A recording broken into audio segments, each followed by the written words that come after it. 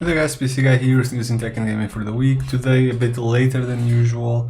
I was kind of busy the entire day. If you guys follow the channel semi-regularly, you probably know what I'm talking about by looking at the background there, and you probably know what video. Not gonna spoil it too much, I'll just give you a sneak peek at the end of the video, but I'll do a proper video on it later. In the case, was basically busy the entire day. It was basically a full day's work. Per usual, starting with news and actual confirmed facts and leaving whatever leaks or unconfirmed information there is towards the end of the video. And as per usual reminder, if you enjoy our videos and watch our channel regularly, consider subscribing. That's the best you can do to help us get some brand support right now and do more and better for you guys in the future, especially now that we have a bit of an easier setup to do that with. To kick off the news for today, Microsoft seems to be kind of creeping into Intel's turf in terms of vulnerabilities, and they confirm a critical Windows 10 exploit that is ongoing. It is not fixed yet, and there are confirmed ongoing attacks. Apparently the two exploits that use this vulnerability require you to open a specially crafted document containing that problem, so as long as you don't do that you'll be fine, but other than that there are no workarounds and apparently attacks are ongoing. Competition in server and database space seems to be kicking up even more, considering Graviton 2, the new server, let's call it CPU, from Amazon. It is specifically tailored for Amazon Web Services, so it's not necessarily a direct competitor so far with Intel and AMD, considering it does not really run on x86 either. However, for those that do not depend on such a system, it appears to offer savings of up to 54%, according to this news article, which is quite massive really. Samsung has just announced that its DDR5 RAM will begin mass production in 2021, however don't really expect it to be on the market at that point. Technically it will be entering mass production in 2021, but it will take another year or two for brands and PC manufacturers to actually begin using it on mainstream applications, so don't expect to have to upgrade your system to DDR5 in 2022, possibly maybe in 2023. According to Samsung, that delay will probably be caused by them wanting to perfect EUV lithography first to give them better yields and basically give us a better price for DDR4 and not just a high-end, high-performance thing that's costs an arm and a leg. And also they need brands like Intel and AMD to actually catch up and have CPUs that support them for the mainstream, as well as motherboards that support DDR5 as well, obviously. For AMD, it is kind of expected to be possibly Zen 5. For Intel, it is kind of unknown, and by Zen 5 I meant 5th gen Ryzen, so I guess Zen 4 if they're counting Zen Plus as its own generation. And for Intel, Rocket Lake might be that one, which we have no idea when that will launch either. You know, a big gaming oof to break up the pace. Apparently Bethesda left kind of a sneaky file in Doom Eternal's files, and it's not harmful, it's not malware, it's only kind of embarrassing and harmful for Bethesda themselves.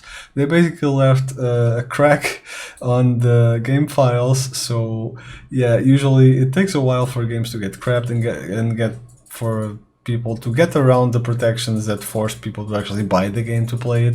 This time Bethesda left the Novo3.exe file in the game file, so you just had to go there, drag it, replace the launch executable, and you would be able to just play the game without just copying it somewhere without having actually paid for it. Obviously it didn't take long for them to kind of patch this and get the file extracted from the files.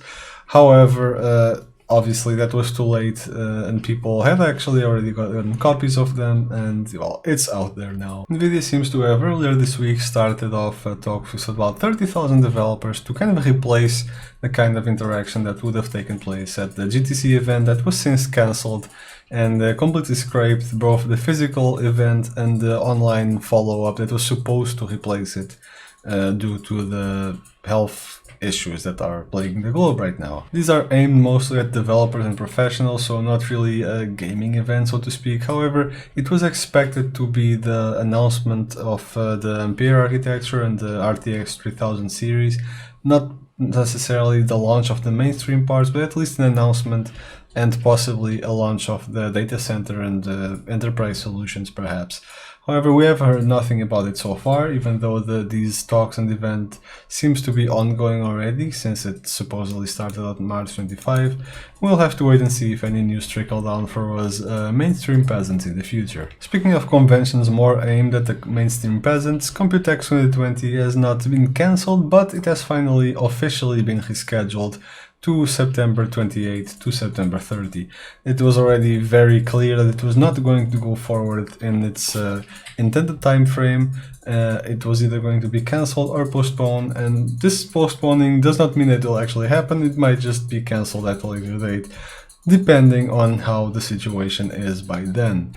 Computex is usually the stage for plenty of tech launches. We were kind of hoping to see something related to Nvidia's RTX or AMD's so-called Big Navi or something, or potentially even Zen 2, either announcements or reveals, or even straight up some launches. In some of those cases, it's products that we've been waiting for a while, and it appears that we'll be waiting for some longer then. Last but not the least, and keep in mind this is sort of a leak/rumor article, so this is where the unconfirmed information kind of starts for today's episode. Nvidia GeForce RTX 3080 supposed to be revealed according to this source, which might not be very credible, supposed to be launched at Computex 2020 and revealed in August before that, so kind of links back to the two articles that I just read beforehand. And yeah, in terms of actual, the meat of the article, not much to say other than the fact that it will line up with the schedule that we kind of were expecting from Nvidia, so it kind of potentially could be launched by then, but they are really only listing their sources, quote unquote, and analysts in the market as the source for these rumors, as well as the fact that Nvidia apparently is selling pretty well with this whole health situation because of the whole increased business at data centers and servers. So this is supposedly quite good for Nvidia, and they are only lacking in the gaming segment right now because, well, the product lineup is kind of stagnated and waiting for the next generation, and that's supposedly their motivation to strike as soon as possible around Computex. So at the end of the day, not really much to say on that leak. It's yeah, it could be true, but there's no basis to it as far as credibility goes, and it's hard to tell if it's credible or not, as is the case with most leaks, let's be honest. So yeah, as much as I hope that does pan out, we'll really have to wait and see for, well, several months now. We knew that Ampere was probably coming this year still. We knew that it was going to be later in the year, so this would potentially line up. Just remains to be seen if they were delayed by the health situation worldwide or not, and if it might be delayed for even later in the year or potentially even 2021. Again, it's a leak, it's a rumor. Believe it if you will, but don't overhype yourself expecting it. Now, this has been the meat of the news for the week. Might have missed something because, like I said, was extremely busy today. Didn't have time to check for more worthwhile news, to be quite honest. And even this episode is kind of being recorded in kind of a rush. So apologies for the kind of lack of other more interesting news, let's say. And yeah, if you enjoy this sort of episodes, click the like, drop a comment, and remember to subscribe, because like I said, that's what we really need to do more and better for you guys in the future, and just, well, better content for everyone. So hope I'll see you guys in the next video, which will be pretty interesting if I say so myself, because I'm pretty happy with it, and I'll see you guys next time.